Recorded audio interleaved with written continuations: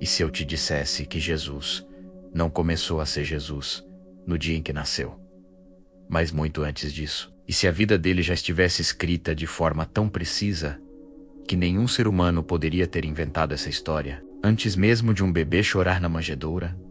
A história de Jesus já estava em movimento há séculos. Profetas que nunca se conheceram escreveram detalhes sobre alguém que ainda não havia surgido: lugar de nascimento, forma de vida, rejeição, dor, vitória. Era como se um personagem misterioso estivesse sendo moldado peça por peça. E a pergunta que inquieta estudiosos até hoje é: como tantas previsões diferentes se cumpriram em uma única pessoa? Coincidência, profecia ou algo maior? Enquanto povos se levantavam, impérios caíam. A linhagem de Jesus era cuidadosamente preservada em meio a guerras, exílios, fome e perseguições. Cada geração contava uma parte da história, menos às vezes sem saber que estava preparando o palco para o personagem mais discutido da humanidade. E então, no silêncio de uma noite comum, um nascimento improvável, num lugar improvável, numa família improvável. Mas nada ali era por acaso. Jesus entra na história humana, cercado de mistério, expectativa e controvérsia. E essa é apenas a primeira pista de que nada sobre ele foi aleatório. Jesus cresce longe dos holofotes, num vilarejo simples, invisível para Roma, insignificante para Jerusalém. Nada nele menos aos olhos humanos sugeria que estava prestes a sacudir toda a estrutura social, política e religiosa daquela época. Mas então, aos 30 anos, ele começa a falar. E não fala como os rabinos, não cita autoridades, não pede permissão. Jesus fala como quem tem posse, como quem sabe, como quem vê além. Ele diz frases que causam desconforto até hoje. Eu sou o caminho. Eu sou a verdade. Eu sou a vida. Eu e o Pai somos um. Quem teria coragem de afirmar algo assim naquela época? Revolucionários? Profetas? Autoproclamados messias? Sim, muitos tentaram. Mas nenhum fazia o que ele fazia, porque, ao mesmo tempo em que ensinava, ele tocava leprosos que ninguém encostava, curava cegos que já tinham desistido, levantava paralíticos sob os olhares incrédulos e, com 2 palavras, acalmava tempestades que pescadores experientes não conseguiam enfrentar. E a grande pergunta é: se tudo isso era mentira, como explicar o impacto? Como explicar milhares de pessoas largando tudo para segui-lo? E mais, por que até quem o odiava não conseguia ignorá-lo? O fato é que em poucos meses, Jesus já não era apenas um pregador. Era uma ameaça para os religiosos, para Roma e para qualquer um que dependesse do sistema antigo para manter poder. E aqui vem a parte importante. Antes de seguir, comenta aí. Você acha que Jesus era um líder espiritual ou um revolucionário que mexia com estruturas demais? Quero saber o que você pensa. Jesus está no auge. Multidões o seguem. Milagres acontecem em todas as aldeias por onde ele passa. E até aqueles que nunca tinham ouvido falar dele agora discutem seu nome nas praças, nas sinagogas e nos corredores do templo. Mas quanto maior o impacto, maior a tensão. Os líderes religiosos começam a notar que Jesus não apenas ensinava menos, ele desafiava tradições, questionava interpretações e, principalmente, expunha hipocrisias que há anos estavam escondidas por trás de mantos e de autoridade.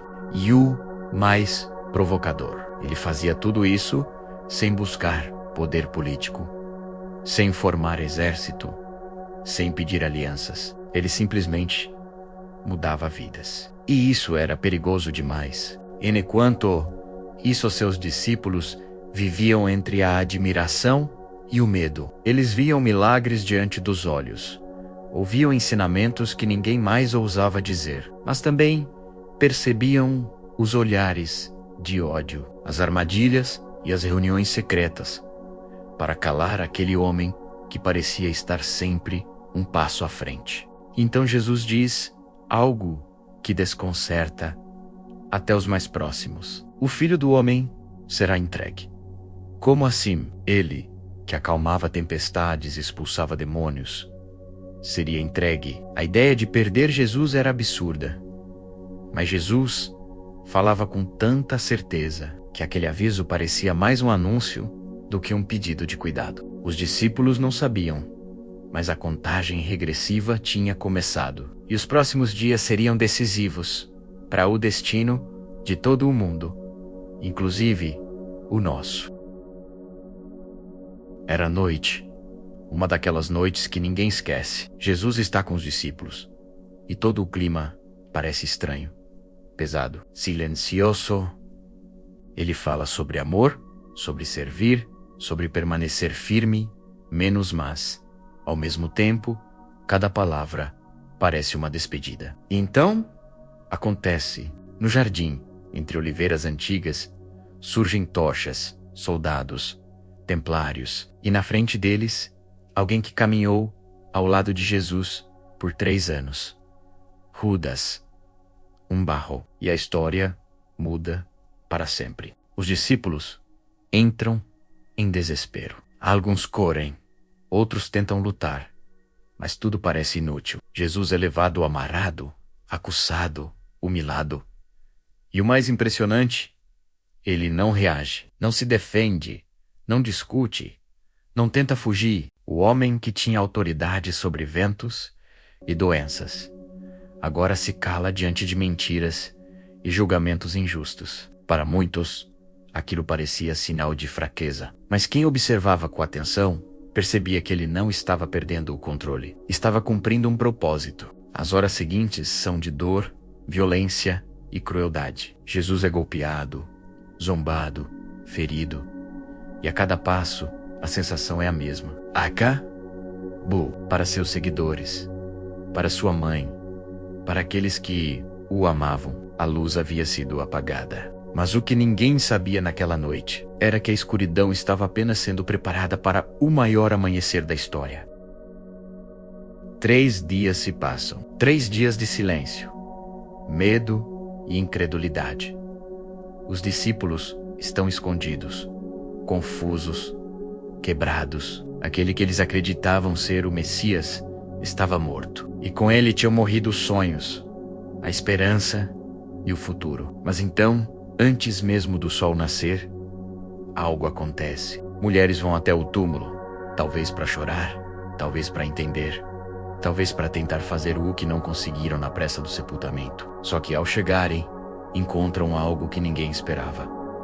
A pedra não está onde deveria estar. E um anjo diz as palavras que mudaram todo o curso da história humana. Ele não está aqui. Ele ressuscitou. De repente, tudo faz sentido. As profecias, os avisos, os milagres, o silêncio.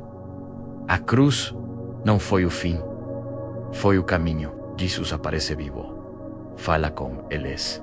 Como eles caminham, como eles. Ele derrota aquilo que ninguém jamais derrotou. A morte, e esse é o ponto final, ou o ponto de partida, menos da maior história já contada.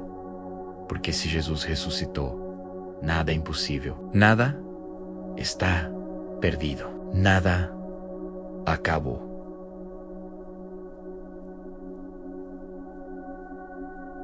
Nada acabou. E agora vem o momento mais importante para você que está assistindo. Se essa história falou com você, comenta aí.